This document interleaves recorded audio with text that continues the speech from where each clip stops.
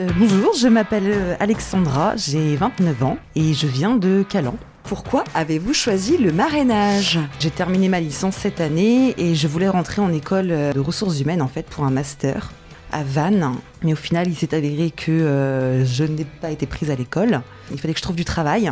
Et Ghislaine, elle a continué à m'aider là-dessus aussi. De quelle façon précisément Ghislaine vous a-t-elle accompagnée ? Tout d'abord sur le CV. J'avais un CV de base, mais elle m'a apporté des choses qui finalement après coup paraissaient logiques. Et sur la lettre de motivation, pareil. J'avais tendance à faire des jolies phrases et tout pour essayer de faire une belle lettre de motivation. Et puis Ghislaine, elle m'a dit faut aller à l'essentiel en fait.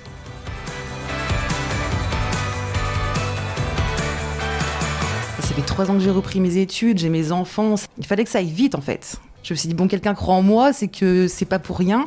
Je pense que ça a été la plus grosse aide vraiment au niveau de la confiance. Et le résultat, c'est que vous avez trouvé un emploi. Et j'ai trouvé un travail, ça s'est fait très rapidement. J'ai terminé mon stage vendredi et le lundi matin, on m'a appelé pour un entretien.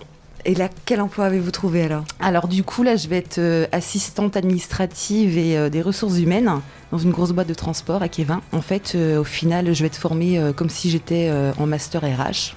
Donc c'est tout ce que je voulais, mais sauf que je vais être directement en CDI, donc tout bénef.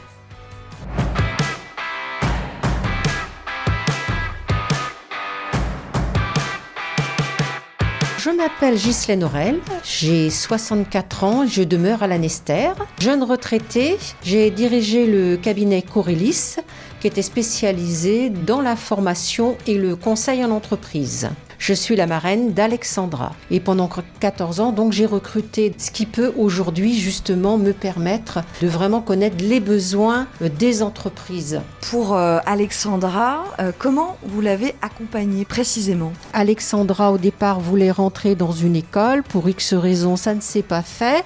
Donc, à un moment donné, il y a une perte de confiance et ça, c'est tout à fait normal. Elle ne savait plus s'il fallait poursuivre les études ou rentrer dans la vie professionnelle active directement. Je lui ai conseillé de trouver du travail. Et 15 jours après, ça s'est révélé positif. Qu'est-ce qu'elle vous a apporté, Alexandra ? C'est très enrichissant sur le plan relationnel. Je pense que c'est un parcours gagnant-gagnant parce que quand j'ai reçu le mail comme quoi elle avait trouvé du travail, j'avais une grande satisfaction comme si c'était moi qui avais trouvé le travail. En fait, je me suis retrouvée avec une émotion très importante à ce niveau-là.